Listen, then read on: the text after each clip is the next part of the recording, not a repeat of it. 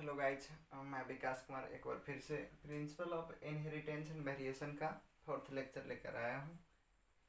जैसा कि हम लोग जेनेटिक चैप्टर पढ़ रहे थे और जेनेटिक चैप्टर में ना principle of inheritance and variation जो चैप्टर है उसको पढ़ रहे थे, तो 3 लेक्चर ऑलरेडी हम लोग कर चुके हैं। आज हम लोग चौथा लेक्चर देखेंगे।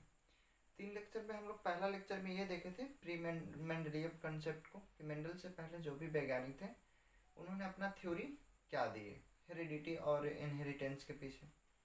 इसके बाद देखे थे मेंडल साहब जब आए तो मेंडल साहब ने अपना थ्योरी दिए हेरिडिटी के पीछे। उसके बाद कल हम कुछ टर्मिनोलॉजी को समझे थे जो जेनेटिक में बहुत यूज है और उनके बिना जेनेटिक समझ ही अधूरी है। या फिर बोल सकते हैं कि जो टर्म कल पढ़े थे वो यदि नहीं आए तो बोल सकते हैं कि मेंडल का जो एक्सपेरिमेंट है वो बिल्कुल नहीं समझ में आएगा। तो वो कल टर्म हम लोग देख चुके थे। आज हम लोग देखेंगे कि जो मेंडल साहब थे तो मेंडल साहब अपने एक्सपेरिमेंट में क्या किए थे ये देखेंगे, और उन्होंने जो भी किया उसका रिजल्ट किस प्रकार से प्रकाशित किए थे ये देखेंगे हम लोग मेनली रूप से। आज से हम लोग ना मेंडल साहब का एक्सपेरिमेंट का मतलब डीपली अध्ययन करेंगे। तो मेंडल साहब का सबसे एक्सपेरिमेंट में मान के चलते हैं तो सबसे पहले टॉपिक जो पढ़ना है वो पढ़ना है मोनोहाइब्रिड क्रॉस।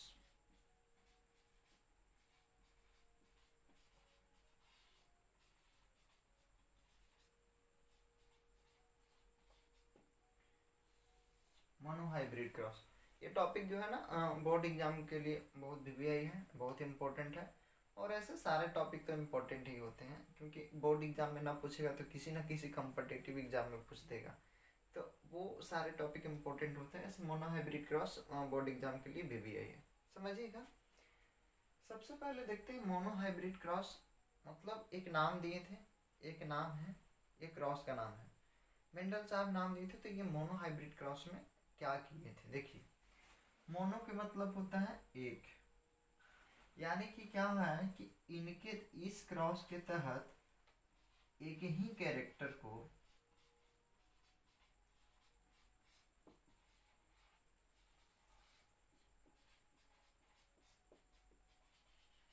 यानी कि one character eight one time मतलब एक समय पर एक ही कैरेक्टर को अध्ययन किए थे। मोनोहाइब्रिड क्रॉस में मतलब मेंडल साहब एक समय पर एक ही कैरेक्टर को क्या किए थे, अध्ययन किए थे। और यही तो इनकी उपलब्धि का सबसे बड़ा रीजन था, सक्सेसफुल का सबसे बड़ा रीजन मेंडल साहब का यही था कि एक बार में उन्होंने एक ही कैरेक्टर को अध्ययन करते थे। दूसरे वैज्ञानिक थे एक बार में बहुत से कैरेक्टर को लेकर चलते थे तो बहुत से लेंदी हो जाती थी उनकी संख्या निकालना, परमुटेशन कम्बिनेशन लगाना लेंदी होती थी। इनको में परमुटेशन कॉम्बिनेशन की जरूरत नहीं पड़ती थी, इसलिए कि इन्होंने ना एक समय पर एक ही क्रॉस एक ही कैरेक्टर को लेकर चलते थे। तो जब एक समय पर एक ही कैरेक्टर को अध्ययन करेंगे, एक ही कैरेक्टर को अध्ययन करेंगे तो उस ना मतलब जो क्रॉस करेंगे उसको मोनोहाइब्रिड क्रॉस कहते हैं। इन्होंने ना मोनोहाइब्रिड क्रॉस को करने के लिए एक पी प्लांट पे जो एक्सपेरिमेंट किए थे तो पी प्लांट के मात्र एक कैरेक्टर को लिए थे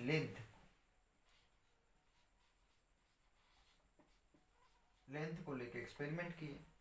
बाद में सारे एक्सपेरिमेंट किए थे सारे कैरेक्टर के ऊपर, लेकिन एक बार मतलब जैसे लेंथ को लेके एक बार फिर किए थे राउंड मतलब सीड के शेप को लेके, एक बार किए सीड के कलर को लेके, इस तरह से कर रहे थे लेकिन एक बार में एक ही कैरेक्टर, ऐसा नहीं। बाद में किए थे, बाद में एक बार में 2 कैरेक्टर किए थे जिसको डाई हाइब्रिड क्रॉस कहते हैं, बाद में पढ़ेंगे।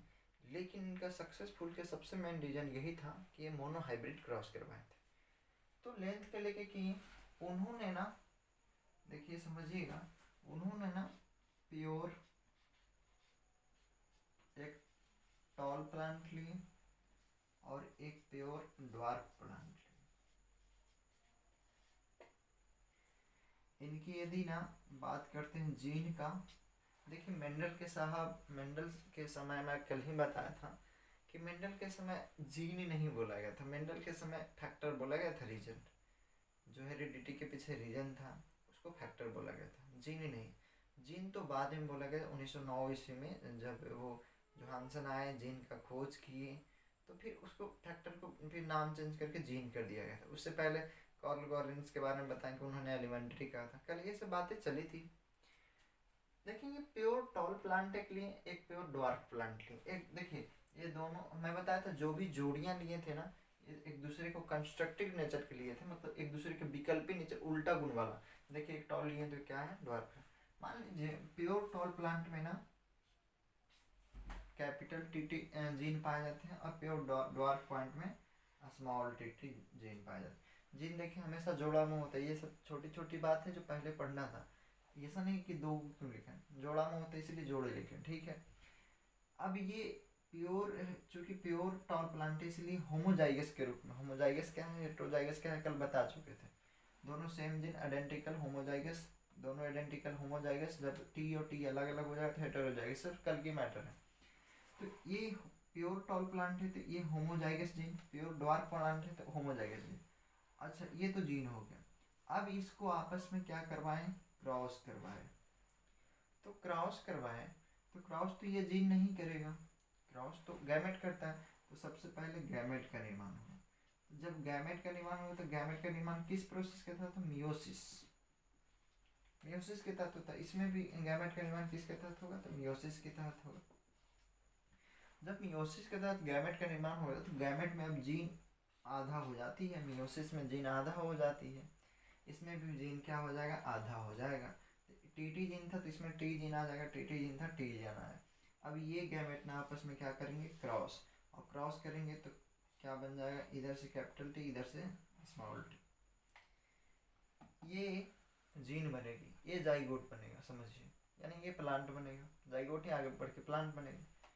तो ये प्लांट जो आया इसको इन्होंने F1 जनरेशन कहा, प्रथम पीढ़ी, फर्स्ट जनरेशन। ये फर्स्ट जनरेशन का प्लांट था। और जब ऐसा किए तो इस प्लांट को उन्होंने पाया कि ये कैसा प्लांट था, टॉल प्लांट था। कैसा प्लांट था, टॉल। लेकिन यहाँ पे ये प्योर टॉल प्लांट था, क्यों, क्योंकि ये होमोजाइगस थे। प्योर ड्वार्फ था क्यों, क्योंकि होमोजाइगस थे। यहाँ पे होमोजाइगस की कंडीशन खत्म हो गई, यहाँ पे क्या आ गया, हेटेरोजाइगस। तब ये टॉल प्लांट तो हुआ लेकिन प्योर टॉल प्लांट नहीं हुआ, हेटेरोजाइगस हो गया। तो यहाँ पे इसको हाइब्रिड बोल दिया गया। ये कौन प्लांट है, तो हाइब्रिड टॉल प्लांट है, लेकिन था ये कौन प्लांट, टॉल प्लांट। इन्होंने इस वाले मतलब प्लांट को F1 जनरेशन कहा। उसके बाद ये F1 जनरेशन के जो प्लांट था उसको आपस में सेल्फ पॉलिनेशन करवा दिया। देखिए यहाँ पे तो क्रॉस का मतलब समझना है, फर्टिलाइजेशन, समझ गए ना। अब इन्होंने F1 जनरेशन में जो प्लांट डेवलप हुए हैं उसको आपस में सेल्फ पॉलिनेशन करवा दिया। फिर से मैं बोल रहा हूँ, जब एक टॉल प्लांट एक ड्वार्फ प्लांट ये दोनों को बीच क्रॉस करवाई गई तो हमें जो F1 जनरेशन में प्लांट मिला वो कैसा मिला, टॉल मिला। जितने भी प्लांट मिल रहे थे टॉल मिल रहे थे, बार बार ये एक्सपेरिमेंट किया जाता है, बार बार ये टॉल प्लांट मिल रहे थे। दूसरी बात, F1 जनरेशन में जो टॉल प्लांट मिला था वो हाइब्रिड था, क्योंकि हेटेरोजाइगस थी, जीन हेटेरोजाइगस थे। अब ये F1 जनरेशन से प्राप्त टॉल प्लांट को बीच में जब सेल्फिंग कराया गया, सेल्फिंग का मतलब सेल्फ पॉलिनेशन करवाया गया, आपस में उसी तरह का पौधा लेके और फिर से क्रॉस करवाया गया।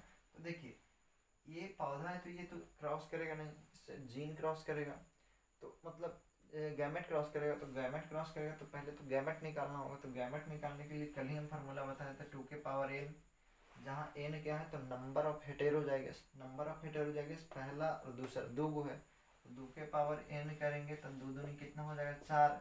यानी कि टोटल यदि बात करते हैं किसकी, गैमेट की, तो टोटल गैमेट कितना बनेगी, 4 बनेगी। तो इससे 2 बनेगा और इससे भी 2 बनेगा, इससे बन जाएगा T capital T small T, इससे भी कैपिटल टी स्मॉल टी। अब ये दोनों के बीच फर्टिलाइजेशन होगी, सेल्फ पॉलिनेशन करवाएंगे, तो ये बनाएगा capital T capital T, capital T small T, capital T small T, small T small T. देखिएगा अब ये जो प्लांट था ये टॉल प्लांट था, लेकिन कैसा था, प्योर था। क्यों, क्योंकि होमोजाइगस भी थी। ये दोनों जो था ये भी टॉल प्लांट था, लेकिन कैसा था, हाइब्रिड था, क्योंकि हेटेरोजाइगस थी। और ये एक कैसा प्लांट था, ड्वार्फ प्लांट था। और ये कैसा था, होमोजाइगस थी। ये भी मतलब प्योर ड्वार्फ प्लांट था। देखिए ना, प्योर ड्वार्फ प्लांट के लिए टीटी जीन लिए थे, तो प्योर ड्वार्फ प्लांट था। यही काम मोनो हाइब्रिड क्रॉस में ये किए थे। इसे निष्कर्ष क्या निकालने बता रहा हूँ, लेकिन इन्होंने मोनो हाइब्रिड क्रॉस में यही काम किए थे कि एक प्योर टॉल प्लांट लिए, प्योर ड्वार्फ प्लांट लिए, दोनों के बीच क्रॉस करवाएं तो हमें हाइब्रिड टॉल प्लांट मिला। और जो F1 जनरेशन में हाइब्रिड टॉल प्लांट मिला उसको आपस में सेल्फिंग करवा दिए, तो इस प्रकार के हम लोग प्लांट प्राप्त हुआ। और जो भी मतलब सेल्फिंग करवाने के बाद प्लांट प्राप्त हुआ उसको F2 जनरेशन नाम रख दिया। कौन जनरेशन, F2 जनरेशन। इसको हम लोग चेकर बोर्ड में भी यदि स्टैब्लिश करें, चेकर बोर्ड कल पुनेट स्क्वायर पढ़ाए थे ना, तो चेकर बोर्ड में हम लोग स्टैब्लिश करें तो पुनेट स्क्वायर क्या है ये तो नहीं बताऊंगा, कल ही बता चुका था।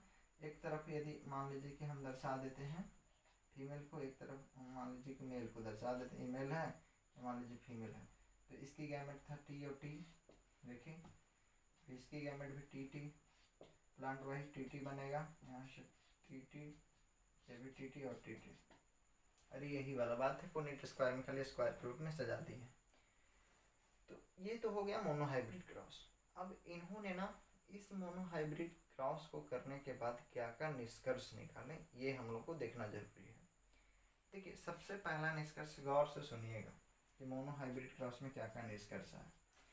पहली बात तो ये आया कि जब इन्होंने प्योर टॉल और प्योर ड्वार्फ प्लांट को आपस में क्या कराएं, क्रॉस करवाएं, तो हमें F1 जनरेशन में जितने भी प्लांट मिल रहे थे वो सारे के सारे कैसा प्लांट मिल रहे थे, टॉल प्लांट मिल रहे थे। यहाँ पे कोई भी प्लांट ऐसा नहीं था जो क्या था, ड्वार्फ था, कोई भी प्लांट बौना नहीं था। यानी कहने का मतलब ये हुआ कि मोनो हाइब्रिड क्रॉस में जब F1 जनरेशन में जो पौधे डेवलप हुए वो सारे के सारे टॉल प्लांट थे। यानी कि मोनो हाइब्रिड क्रॉस में F1 जनरेशन में जो पौधे डेवलप होते हैं उसमें ड्वार्फनेस की कोई गुण नहीं आती है। यानी कि ड्वार्फनेस की गुण क्या कर जाती है, छिप जाती है। बौना पौधा एक भी डेवलप नहीं होता है, यानी कि बौना होने की गुण क्या हो जाता है, छिप जाता है, वो अप्रभावी होता है, वो प्रभाव अपना नहीं दिखाता है। प्रभाव कौन दिखाता है, टॉल वाली प्लांट। जो प्लांट प्रभाव दिखाता है F1 जनरेशन में उसको बोलते हैं डोमिनेंट प्लांट, और जो नहीं दिखाते उसको रस्सी प्लांट बोलते हैं। कल ही बताए थे, कल ही का बात है ना। तो ये जो ड्वार्फनेस वाली गुण है ये रस्सिव गुण हो गई, रस्सिव कैरेक्टर, और ये डोमिनेंट कैरेक्टर हुआ टॉल। क्यों, क्योंकि टॉल वाला ही प्रॉपर्टी जो है वो F1 जनरेशन में क्या हुई, आई। तो F1 जनरेशन में डोमिनेंट का कैरेक्टर तो आता है, लेकिन रस्सिव का कैरेक्टर क्या हो जाता है, छिप जाता है। और फिर से जब F1 जनरेशन के बीच में सेल्फ पॉलिनेशन करवाया गया, F1 जनरेशन के प्लांट के बीच में जब सेल्फ पॉलिनेशन करवाया गया तो हमें 4 प्रकार के पौधे प्राप्त हुए। प्योर टॉल, हाइब्रिड टॉल के 2 पौधे प्राप्त हुए, और ड्वार्फ कितने हुए, 1 पौधे प्राप्त हुए। यानी कि टोटल कितने टॉल, टोटल टॉल प्लांट कितना हो गया, 3 गो, ये भी टॉल, ये भी टॉल, ये भी टॉल, और टोटल ड्वार्फ प्लांट कितना हो गया, 1 गो। इतना प्राप्त हुआ। यहाँ से उन्होंने ना 2 रेशियो दिए। 2 रेशियो क्या क्या था, मैं डालता हूँ इसको। पहला था फिनोटिपिकल रेशियो,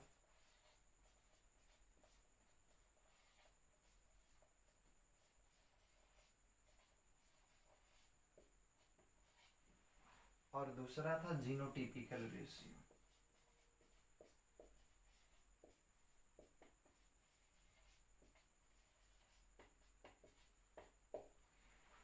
हम लोग कल जीनोटाइप क्या है, फिनोटाइप क्या है इसके बारे में पढ़े थे।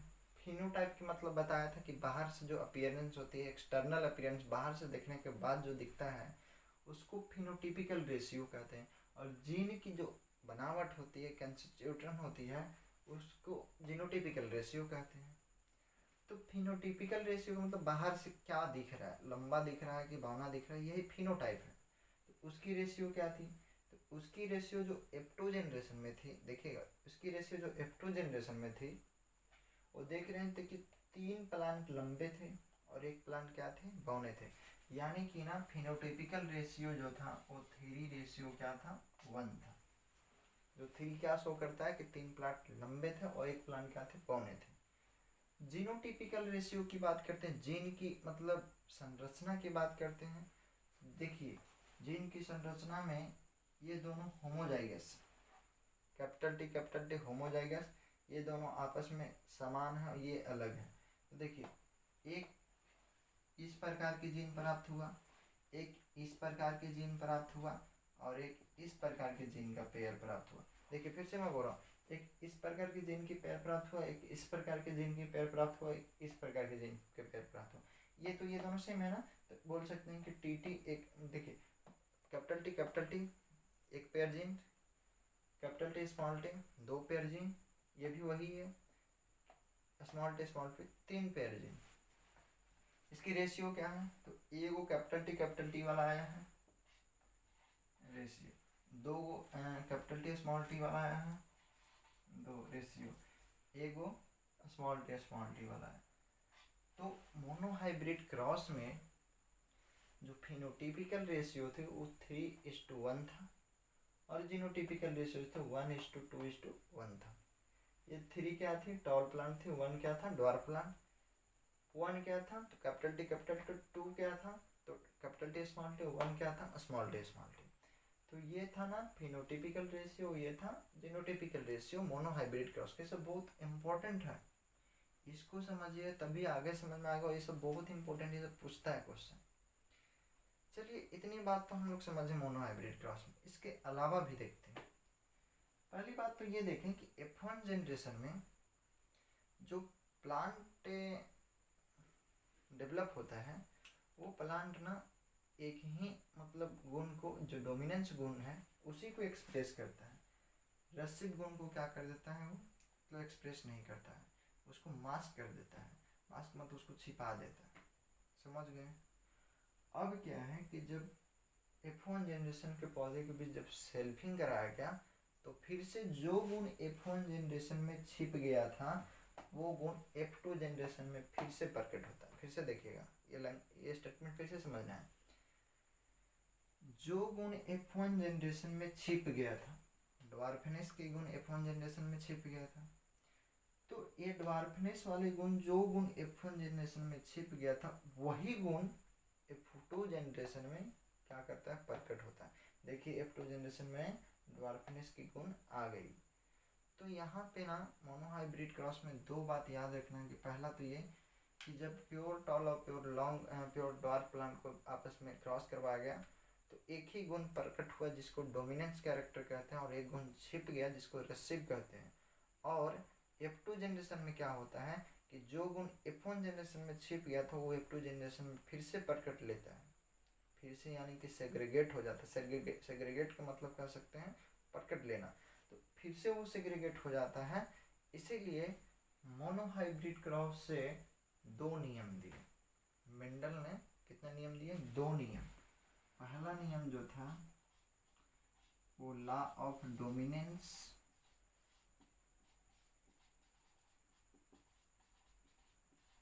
और दूसरा नियम था लॉ ऑफ सेग्रीगेशन।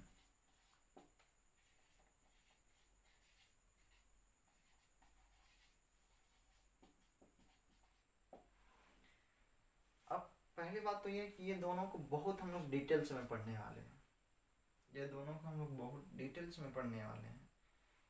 यहाँ पे सिर्फ अभी डिफिनेशन देख लेते हैं, यही मतलब शायद लेक्चर में इन लोग को डिटेल्स में पढ़ेंगे। डिफिनेशन ये है, लॉ ऑफ डोमिनेंस क्या बोलता है, लॉ ऑफ डोमिनेंस ये बोलता है कि जब मोनोहाइब्रिड क्रॉस करवाई जाती है, तो F1 जनरेशन में एक गुण छिप जाता है और एक गुण ही प्रभावी होता है। जो गुण प्रभावी होता है उसी को डोमिनेंस कहते हैं, और यही मतलब जो नियम दिए डोमिनेंस का, उसी को लॉ ऑफ डोमिनेंस कहते हैं। ठीक है। लॉ ऑफ सेग्रीगेशन क्या है, तो मोनोहाइब्रिड क्रॉस में ही जब F1 जनरेशन को आपस में सेल्फिंग कराया गया, तो सेल्फिंग कराने के बाद ये पाया जाता है कि F1 जनरेशन में जो गुण छिप गया था, वो F2 जनरेशन में फिर से सेग्रीगेट होकर मिलता है, और यही नियम जो दिए थे उसको लॉ ऑफ सेग्रीगेशन कहते हैं। ये होगा डिफिनेशन। इसको जब हम लोग डिटेल्स में पढ़ेंगे ना, तो और अच्छे से समझेंगे। ठीक है। तो ये हुआ मोनोहाइब्रिड क्रॉस, और मोनोहाइब्रिड क्रॉस से दो नियम निकल के आए, पहला लॉ ऑफ डोमिनेंस और लॉ ऑफ सेग्रीगेशन। ठीक है। अब इसको पढ़ने से पहले हम लोग कुछ बातें पढ़ लेते हैं। थोड़ा सा इसको इरेज करता हूँ। ठीक है।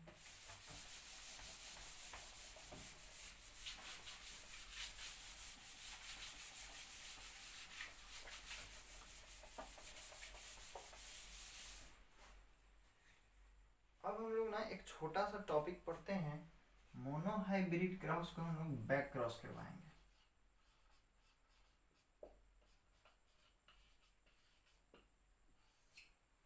ऑब्जेक्टिव पॉइंट ऑफ व्यू के लिए ना बहुत इंपॉर्टेंट है, इसलिए हम लोग बैक क्रॉस के ना जीनोटिपिकल फिनोटिपिकल रेशियो ये सब पूछता है, तो वो देख लेते हैं, ठीक है। उसके बाद लॉ ऑफ डोमिनेंस पे हम लोग आ जाएंगे, ठीक है ना। तो मोनोहाइब्रिड क्रॉस को पहले हम लोग क्या कराएंगे, बैक क्रॉस। तो बैक क्रॉस दो प्रकार की होती है, एक होती है आउट क्रॉस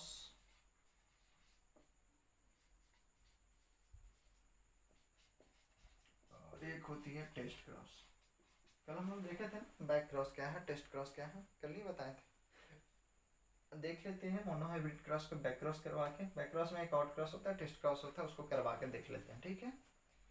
तो पहले देख लेते हैं बैक क्रॉस, और इस साइड देख लेंगे टेस्ट क्रॉस। देखिएगा,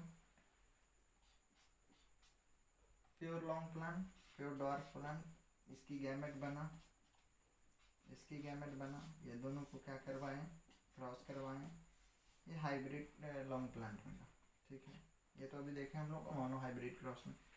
अब ये जो हाइब्रिड लॉन्ग प्लांट मिला, इसका अब देखेंगे हम लोग आउट क्रॉस क्या होता है और टेस्ट क्रॉस होता है। ये दोनों एक प्रकार की बैक क्रॉस है, ठीक है।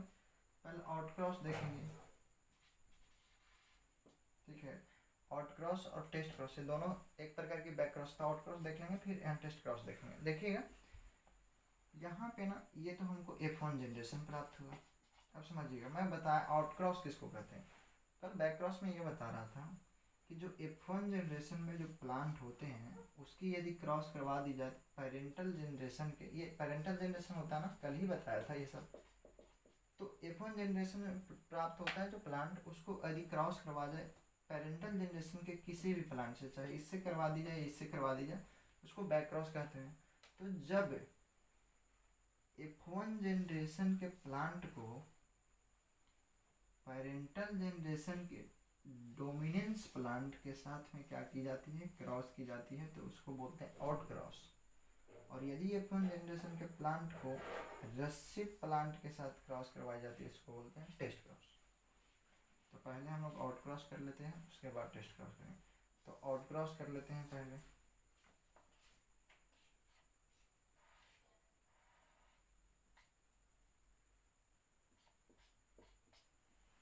यही दोनों में क्रॉस करेंगे, क्योंकि ये F1 जनरेशन में प्लांट डेवलप हुआ है, और ये मतलब ये हो गया पेरेंटल जनरेशन में डोमिनेंस प्लांट। तो ये पेरेंटल जनरेशन का डोमिनेंस प्लांट और F1 जनरेशन के प्लांट के बीच जब क्रॉस करवाएंगे, उसी को तो आउट क्रॉस कर रहे थे। अब क्रॉस इसमें करवाएंगे, इसमें जो गैमेट बनेगा वो दो टाइप का बनेगा, इसमें गैमेट एक ही टाइप का बनेगा, क्योंकि होमोजाइगस हेटेरोजाइगस में दो टाइप का बनता है, ठीक है ना। होमोजाइगस में एक ही टाइप का बनता है।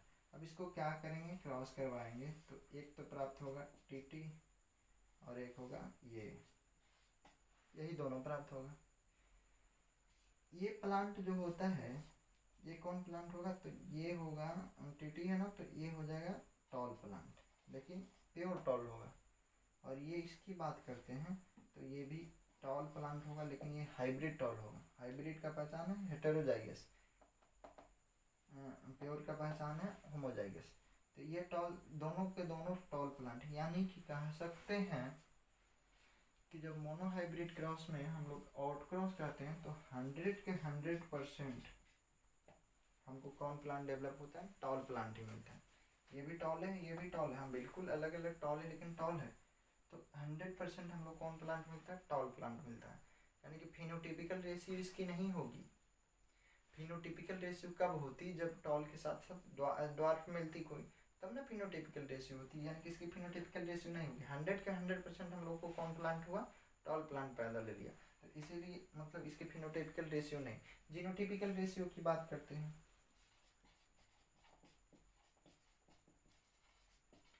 जीनोटिपिकल रेशियो, तो जीनोटिपिकल रेशियो तो जीन के टाइप के आधार पे, तो जीन की टाइप दो टाइप की है, एक कैपिटल टी और कैपिटल टी स्मॉल टी। तो ई ए गो है और ये भी क्या है, ए गो है, यानी कि जीनोटिपिकल रेशियो जो होगी 1:, क्या होगी, 1 होगी, 1:1। तो ये था आउट क्रॉस। अब हम लोग देखते हैं टेस्ट क्रॉस, ठीक है ना।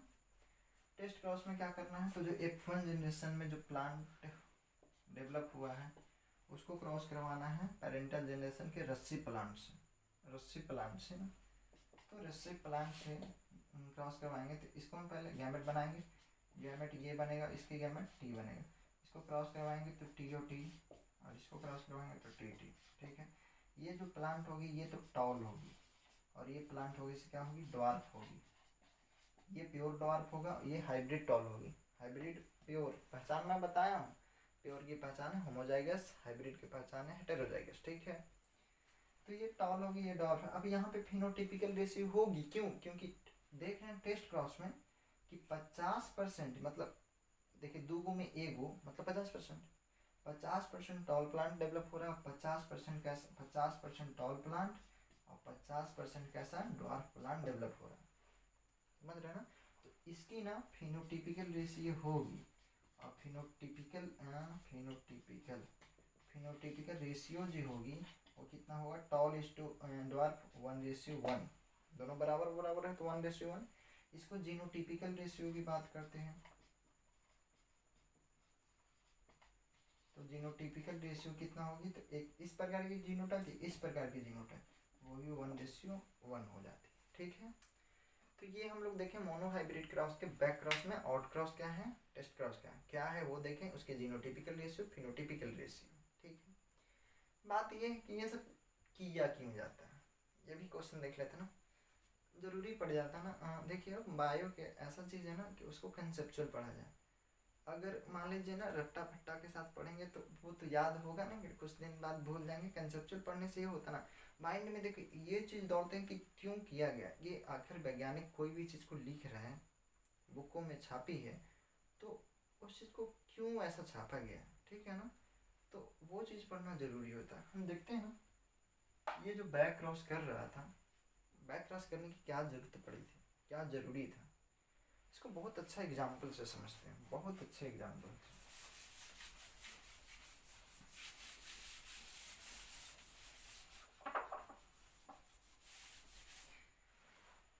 मान लीजिए ना आपको एक टॉल प्लांट दे दी जाती है, कौन प्लांट, टॉल प्लांट। अब ये टॉल प्लांट दे दी जाती है तो इसके जीन की बात करें तो इसमें दो पॉसिबिलिटी है, या तो ऐसा जीन होगा, नहीं तो ऐसा जीन होगा, हेटेरोजाइगस। ये भी तो टॉल का जीन है, ये भी टॉल का जीन है। आपको टॉल प्लांट दी गई है, नहीं बताया गया है कि आपको प्योर टॉल प्लांट दी गई है कि हाइब्रिड टॉल प्लांट दी गई है। अगर ये बता दिया जाता है कि आपका हाइब्रिड टॉल प्लांट है, तब तो आप समझ जाते हैं कि जीनोटाइप ये होगी। अगर ये बता दी जाती कि हमें मतलब प्योर टॉल प्लांट मिली है, तब तो जीनोटाइप ये होती। लेकिन कुछ नहीं बताऊंगा, सिर्फ ये तुम्हें आपको बताता हूँ कि आपको मात्र टॉल प्लांट दे दिए हैं। कौन प्लांट, टॉल प्लांट।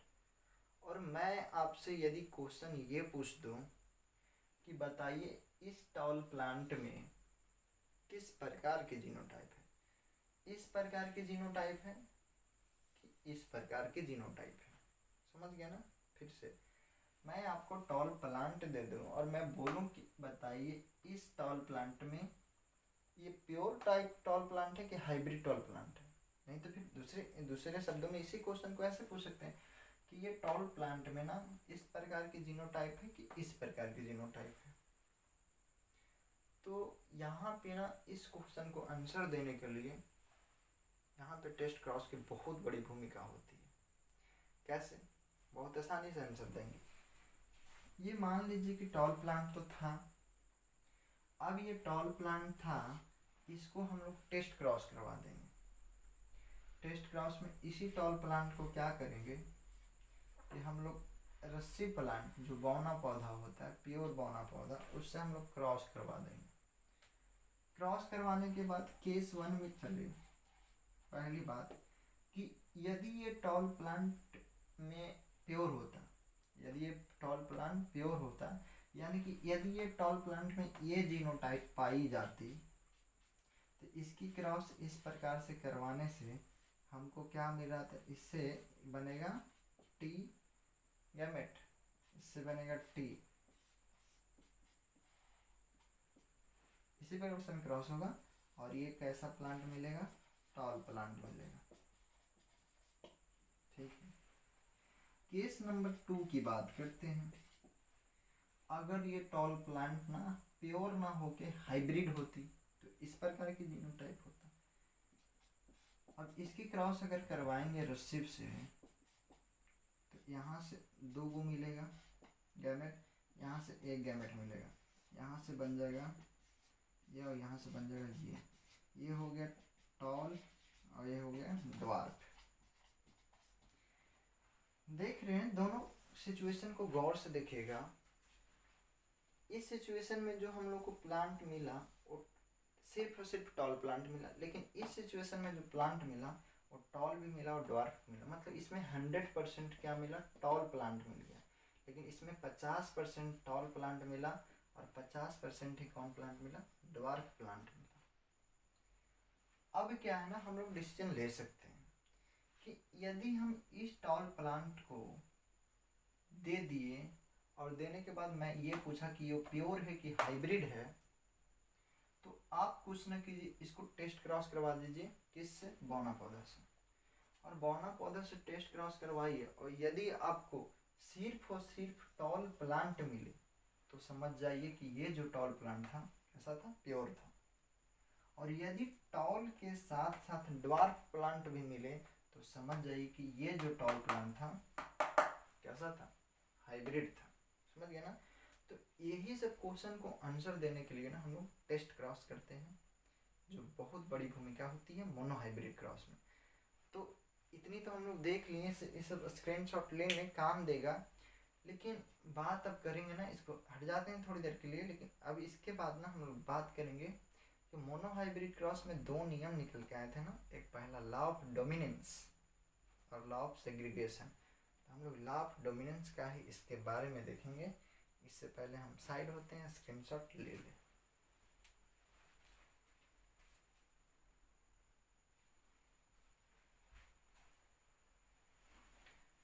अब हम लोग देखेंगे ना, मोनो हाइब्रिड क्रॉस से हम लोग को 2 नियम निकल के आए थे, law of dominance and law of segregation.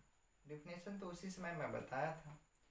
अब हम लोग डिटेल्स में पढ़ेंगे, लॉ ऑफ डोमिनेंस को डिटेल्स में पढ़ेंगे, उसके बाद लॉ ऑफ सेग्रीगेशन को भी डिटेल्स में पढ़ेंगे। ठीक है, तो सबसे पहले हम लोग ना लॉ ऑफ डोमिनेंस देखते हैं।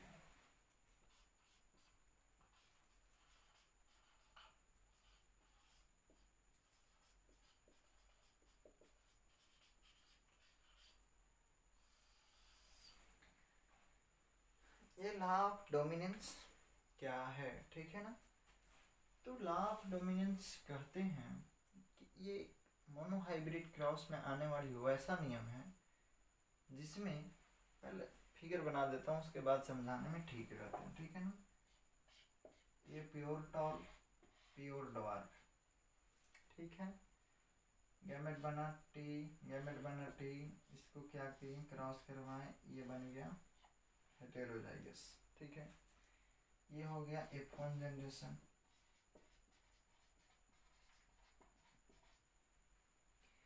यही F1 जनरेशन को फिर से क्या करवाई गई, सेल्फिंग करवाई गई थी। सेल्फिंग करवाई गई थी, इससे 2 गैमेट बने थे, इससे भी 2 गैमेट बने थे।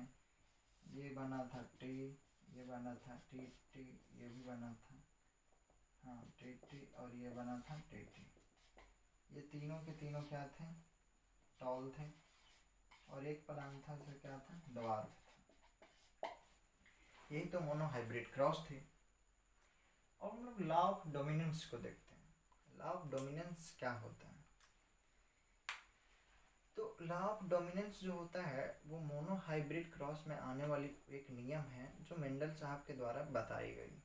ठीक है, पहली बात तो ये है कि ये नियम जो है वो मेंडल साहब के द्वारा बताई गई, लेकिन ये 100% ट्रूथ नहीं है, गलत है। ये नियम 100% सत्य नहीं था, इसकी कुछ अपवाद हो गई जो बाद के वैज्ञानिकों ने खोज निकाला।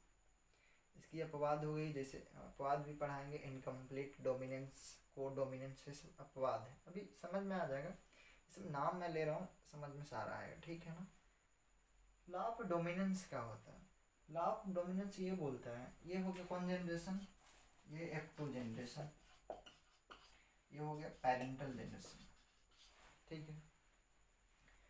लॉ ऑफ डोमिनेंस ये बोलते हैं कि जब दो विपरीत गुण वाले पौधे को आपस में क्रॉस करवाई गई तो हमें जो प्लांट प्राप्त हुआ वो एलिलिज्म प्लांट में, देखिए एलिलिज्म प्लांट, एक्चुअली में ये प्लांट को देखा जाए तो ये एलिलिज्म प्लांट है। एलिलिज्म का मतलब एलिल वाले प्लांट है। एलिल वाले प्लांट कैसे हैं, देखिए ना, यहाँ पे एक दूसरे के एलिल है, कैपिटल टी के एलिल, स्मॉल टी के एलिल, कैपिटल टी, तो एक दूसरे के एलिल है ना, इसलिए एलिलिज्म प्लांट भी बोलते हैं ना इसको। यहाँ पे एलिलिज्म प्लांट ये नहीं है, इसकी एलिल रहता ना, एलिल क्या होता मैं बताया था ना कल, एलिल रहता तब एलिलिज्म प्लांट बोलते। तो मैं फिर से बोल रहा हूँ इस स्टेटमेंट को, देखिए जब हम लोग ना प्योर टॉल और प्योर ड्वार्फ प्लांट को आपस में क्रॉस करवाए तो F1 जनरेशन में जो एलिलिज्म प्लांट प्राप्त हुआ, उस एलिलिज्म प्लांट में मात्र एक ही गुण जो था, वो गुण कौन था, टॉल वाला, मात्र एक ही गुण जो था वो क्या हो रहा था, प्रभावी हो रहा था, और एक गुण जो था वो क्या हो रहा था, छिप जा रही थी। यहाँ पे टॉल वाला गुण जो था सब प्रभावी हो रही थी, और ड्वार्फ वाला गुण जो था, ड्वार्फ वाला गुण वो क्या कर जा रहा था, छिप जा रही थी, रस्सी हो जा रही थी। तो एक गुण जो प्रभावी हो रहा था, ड्वार्फ वाला गुण छिप जा रहा था। दूसरी बात उन्होंने ये भी बताई कि जो गुण F1 जनरेशन में छिप जा रहा था वही गुण F2 जनरेशन में फिर से क्या होता है, उभर कर आता है।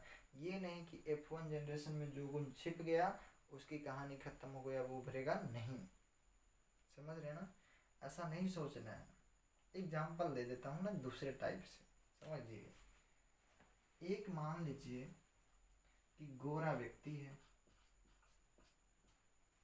हिंदी में लिख दे रहा हूँ एग्जाम्पल देने के लिए।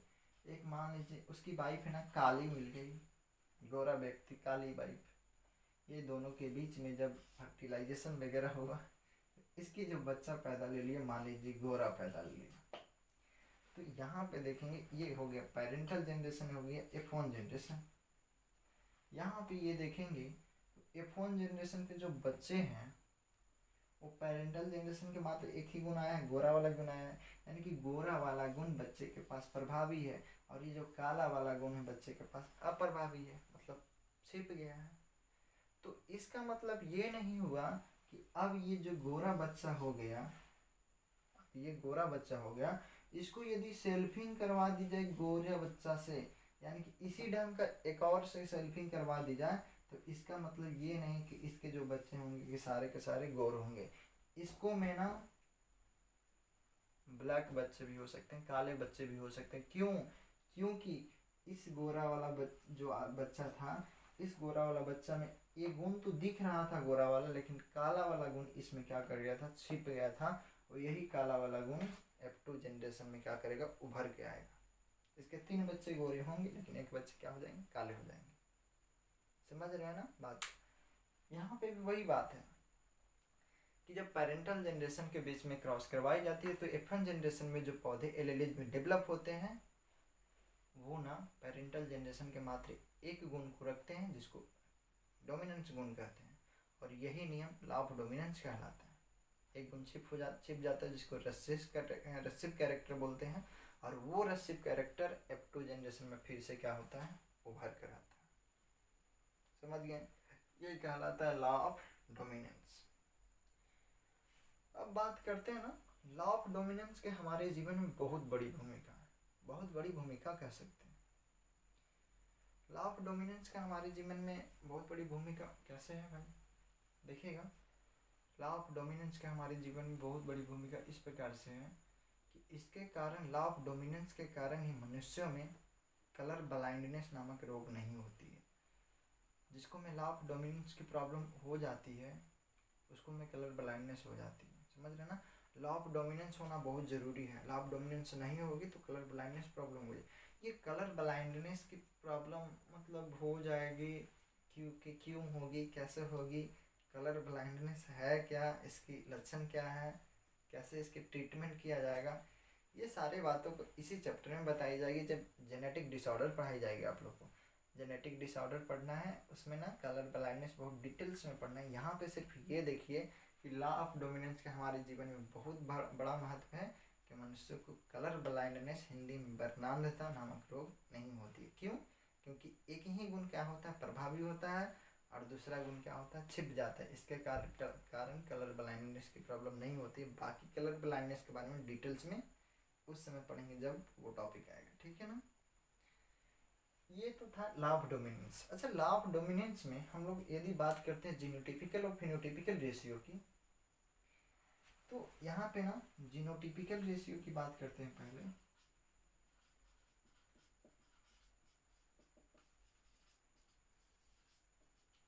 तो जीनोटिपिकल रेशियो हो जाता है 1:2:1। बार बार नहीं बताऊंगा डिस्क्राइब करके, क्योंकि पहले ही डिस्क्राइब कर दिया था। जीन की टाइप एक इस प्रकार की, एक इस प्रकार की, दो गो इस प्रकार की, 1:2:1, ठीक है ना। फिनोटिपिकल रेशियो की बात करते हैं।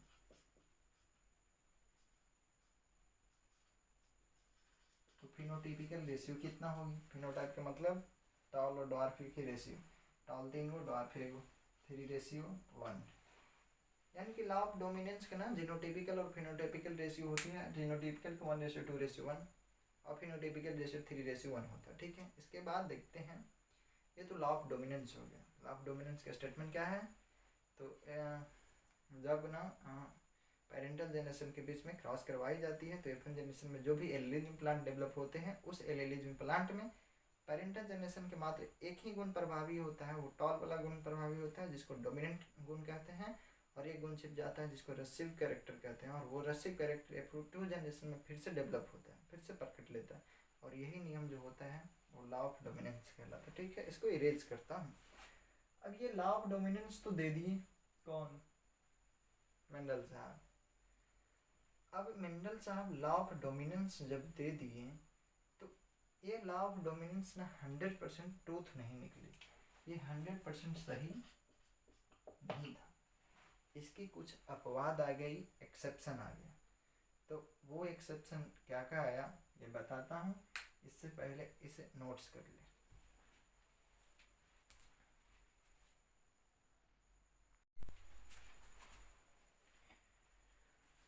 अभी हम लोग देखें ना मोनोहाइब्रिड क्रॉस के दो नियम निकल के आए थे, लॉ ऑफ डोमिनेंस और लॉ ऑफ सेग्रीगेशन। तो लॉ ऑफ डोमिनेंस हम लोग देखें, लॉ ऑफ डोमिनेंस क्या होता है, उसके जीनोटिपिकल रेशियो, फिनोटिपिकल रेशियो क्या होती है, सारा देख चुके हैं। अच्छा, एक बात और देख लीजिए ना, इसमें बहुत इंपॉर्टेंट है कि इम्पोर्टेंट ये है कि जो देखिए जो डोमिनेंस कैरेक्टर होते हैं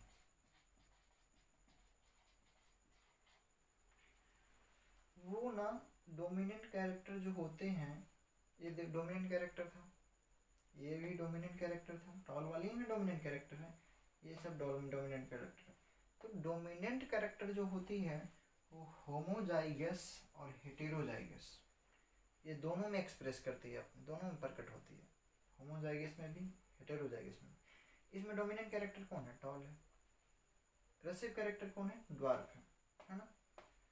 तो डोमिनेंट कैरेक्टर जो होती है होमोजाइगस व हेटेरोजाइगस दोनों में अपने आप को एक्सप्रेस करती है, लेकिन जो रेसिव कैरेक्टर होती है, अप्रभावी गुण होते हैं, वो हमेशा अपने आप को ना, देखिए होमोजाइगस में हमेशा अपने आप को होमोजाइगस यानी कि होमोजाइगस अवस्था में क्या करती है, अपने आप को एक्सप्रेस करती थी। बहुत अच्छा ऑब्जेक्टिव था, ठीक है। इसके बाद इसे इरेज करते हैं।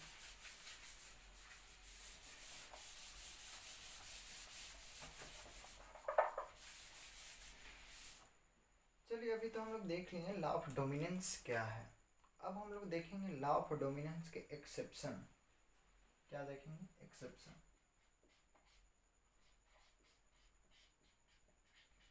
यानी कि मेंडल साहब के द्वारा जो लॉ ऑफ डोमिनेंस दिया गया था वो 100% ट्रूथ नहीं था, उसकी कुछ क्या थी, एक्सेप्शन थी।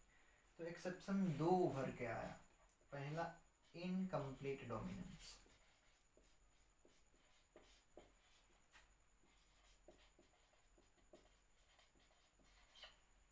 और दूसरा देखें तो कोडोमिनेंस।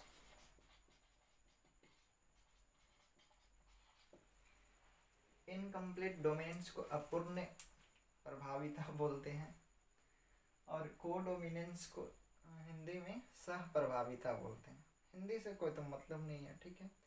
तो ये दो ना मुख्य एक्सेप्शन थे जो मेंडल साहब के जो डोमिनेंस की प्रॉपर्टी थी वो क्या कर गई, ट्रूथ नहीं मानी गई, हट गई, ठीक है। तो ये इनकम्प्लीट डोमिनेंस क्या है, कोडोमिनेंस का, इसके बारे में देख लेते हैं। तो सबसे पहले इनकम्प्लीट डोमिनेंस के बारे में हम लोग देखेंगे, ठीक है। ये एग्जाम पॉइंट ऑफ व्यू से बहुत इंपॉर्टेंट है क्योंकि कभी कभी एग्जाम में ना, बोर्ड एग्जाम में पूछता है, ठीक है ना। और ना भी इम्पोर्टेंट है तब तो पढ़ना ही है ना, उससे मतलब नहीं है। तो इनकम्प्लीट डोमिनेंस होता है क्या, तो इस बात को ना बताने के लिए वैज्ञानिक जो थे कार्ल कॉरेंस, जिन्होंने मेंडल साहब को रिकवरी किए थे थ्योरी को, तो कार्ल कॉरेंस ने ना एक एक्सपेरिमेंट किए, और वो एक्सपेरिमेंट किए मिराबिलिस जलप्पा नामक एक फ्लावर था उस पर। इसको ना एक और नाम है फोरोक्लॉक,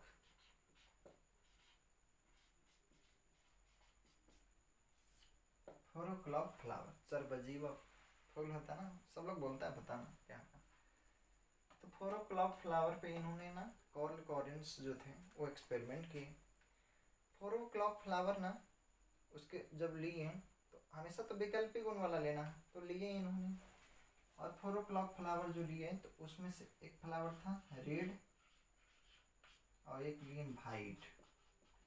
दोनों तो पहली बार में प्योर लेना है, प्योर प्योर।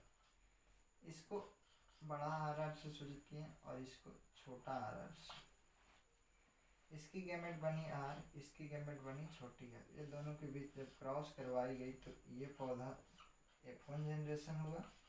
और ये F1 जनरेशन जो हुआ, इन्होंने जब ये एक्सपेरिमेंट किए तो ये पौधा ना पिंक प्राप्त हो गया।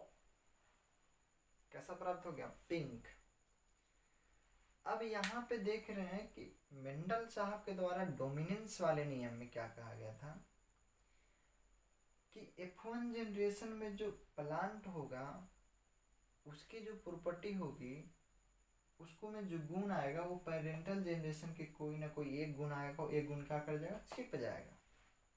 यही बताया था ना। लेकिन यहाँ पे क्या हुआ, जब ये कार्ल कॉरेंस ने ना इस वाले पौधे पे, मिराबिलिस जलप्पा नामक पौधे पे क्या किए, एक्सपेरिमेंट किए, तो देखें कि नहीं तो पूरी तरह से रेड वाला गुण आया, नहीं तो पूरी तरह से वाइट वाला गुण आया। इसमें दोनों गुण आ गया, रेड और वाइट दोनों। रेड और वाइट मिलते हैं तब जाके पिंक का निर्माण होता है ना, कलर, मिक्सचर ऑफ कलर पढ़ना था ना फिजिक्स में, हाँ उसको। तो रेड और वाइट ये दोनों गुण मिला और कैसा बन गया, पिंक। यानी कि यहाँ पे क्या हुआ कि F1 जनरेशन में जो प्लांट डेवलप हुए उसमें ना डोमिनेंस वाली कैरेक्टर भी आ गई और रस्सी वाला कैरेक्टर भी आ गई। मेंडल साहब सिर्फ क्या बोल के गए थे कि सिर्फ डोमिनेंस कैरेक्टर आती है, रसिव कैरेक्टर क्या कर जाती है, छिप जाती है। लेकिन यहाँ पे ना डोमिनेंस कैरेक्टर भी आ गई और रसिव कैरेक्टर भी आ गई। ये एक्सेप्शन बन गया मेंडल साहब का। जब इसको सेल्फिंग कराया गया,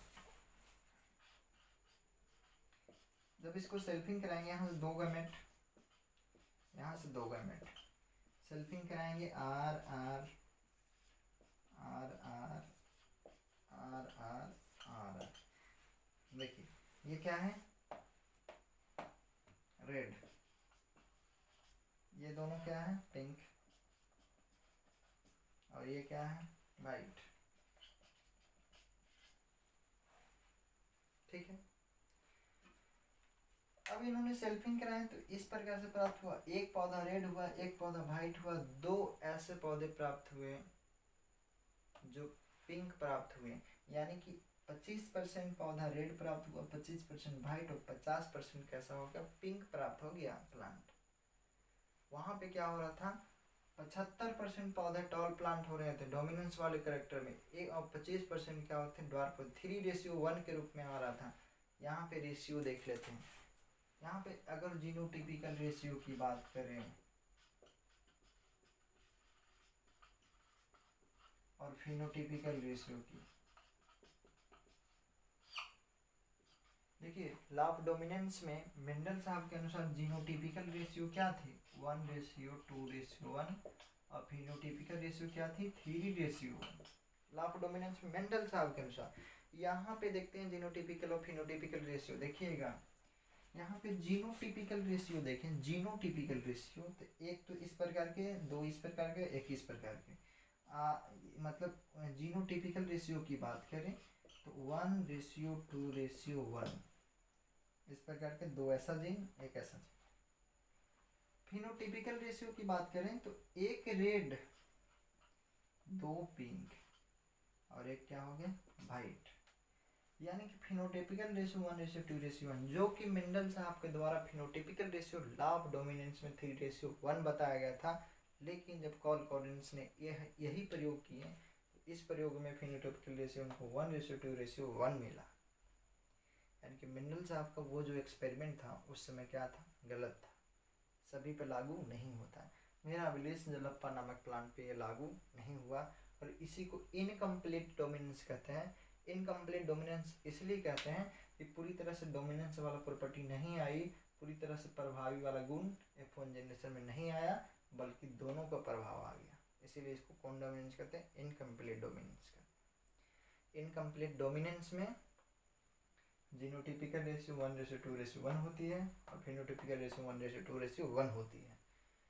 लॉ ऑफ डोमिनेंस में जीनोटिपिकल 1:2:1, फिनोटिपिकल 3:1।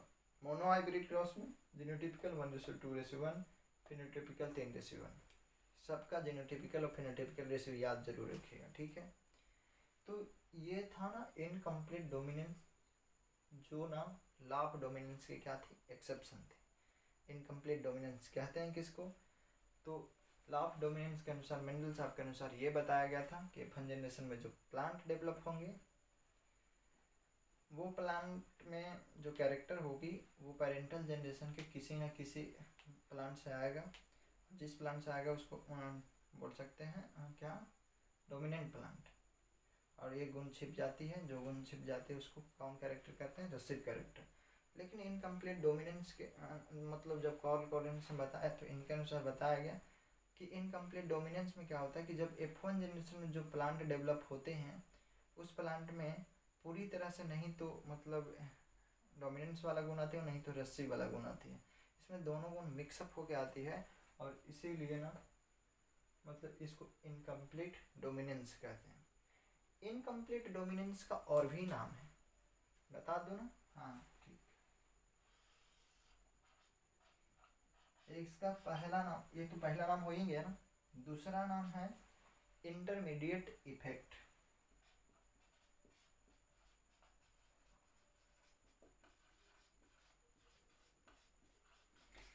इसको इंटरमीडिएट इफेक्ट क्यों नाम पड़ा, इंटरमीडिएट मतलब होता है मध्यवर्ती, बीच वाला। इफेक्ट मतलब प्रभाव, बीच वाला प्रभाव। देखिए ना F1 जनरेशन में बीच वाला प्रभाव आ गया, नहीं तो रेड नहीं तो वाइट, दोनों को मिलाकर जो बीच में होती है उसको बीच वाला प्रभाव आ गया, इसलिए ना इसको इंटरमीडिएट इफेक्ट कहते हैं। एक और नाम है इसका, तीसरा नाम पार्शियल डोमिनेंस।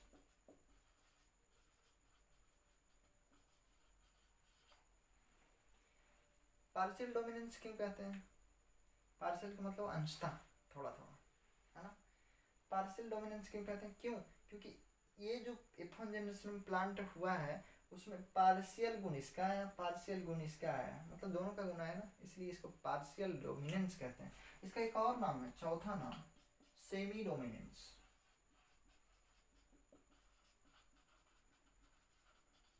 सेमी डोमिनेंस मतलब वही आधा आधा गुण डोमिनेंस वाला है, इसलिए इसको कौन गुण कहते हैं, सेमी डोमिनेंस। इसका एक और नाम है पांचवा ब्लेंडिंग इनहेरिटेंस।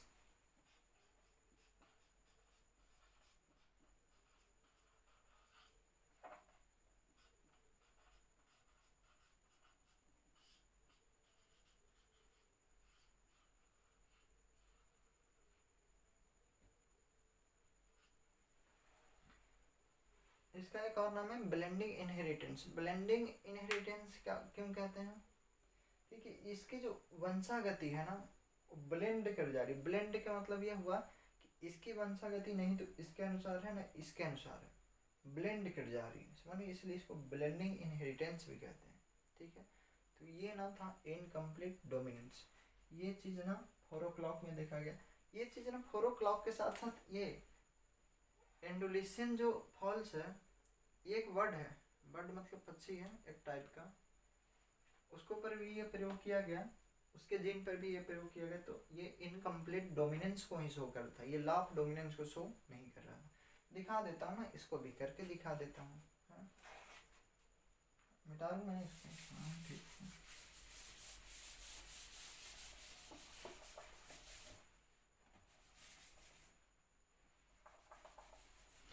देखिए ये एक बर्ड है, बर्ड मतलब पक्षी है।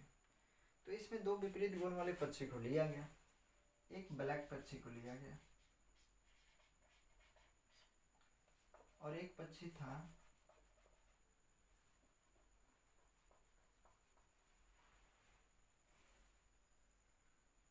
एक ब्लैक पक्षी को लिया था, एक वाइट ले लेते हैं, वाइट। ब्लैक पक्षी को बीबी से, वाइट को स्मॉल बी से। ठीक है, और इसको जब ना क्या करवाई जाती है, क्रॉस करवाई गई। तो क्रॉस करवाने के बाद पहले गैमेट बनेगा, वो तो बार बार आप समझ ही रहे। क्रॉस करवाने के बाद ये जो प्राप्त हुआ इसकी रंग हो गया ब्लू। कैसा रंग हो गया? ब्लू रंग हो गया, यानी कि ये ब्लू टाइप के पक्षी बन गई फ्रॉम जनरेशन। अब ये कैसा था? ब्लैक था, ये वाइट था, ये ब्लू हो गई। लॉ ऑफ डोमिनेंस तो ऐसे ही खराब हो गया। लॉ ऑफ डोमिनेंस के अनुसार बोला गया था कि F1 जनरेशन में जो प्लांट डेवलप होते हैं वो या तो इसकी प्रॉपर्टी पेरेंटल जनरेशन वाला इसकी आएगी और ये गुण छिप जाएगा, तो नहीं तो इसकी आई है, नहीं इसकी आई है, दोनों को मिला के आई है, मिला के आई है ब्लू। ब्लू पक्षी बन गया। अब ब्लू पक्षी इसको जब सेल्फिंग कराई गई तो सेल्फिंग में वही हालत, बी बी, गैमेट बनेगा बी बी, ये हो गया बी बी।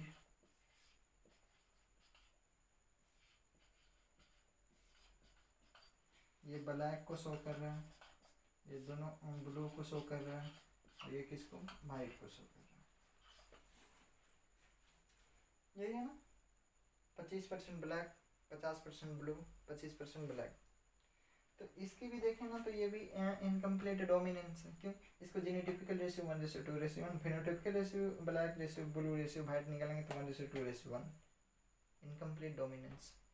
क्वेश्चन आ जाएगी कौन सा डोमिनेंस में फिनोटाइपिकल रेशियो 1:2:1 होती है, इनकम्प्लीट डोमिनेंस में होती है ना, काट दीजिएगा।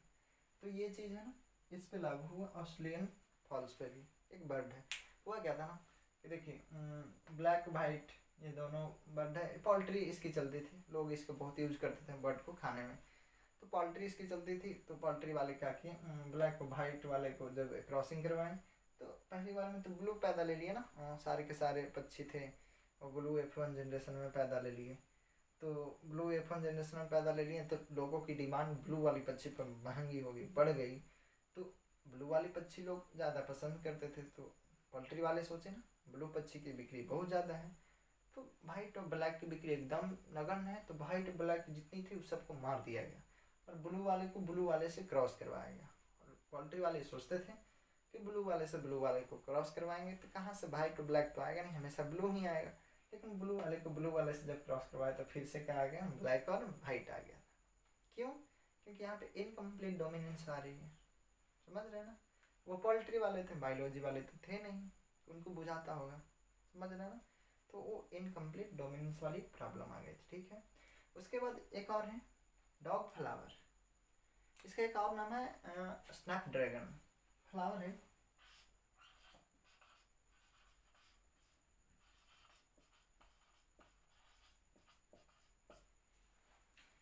स्नैपड्रैगन एक ही में होता है, दोनों एक ही में।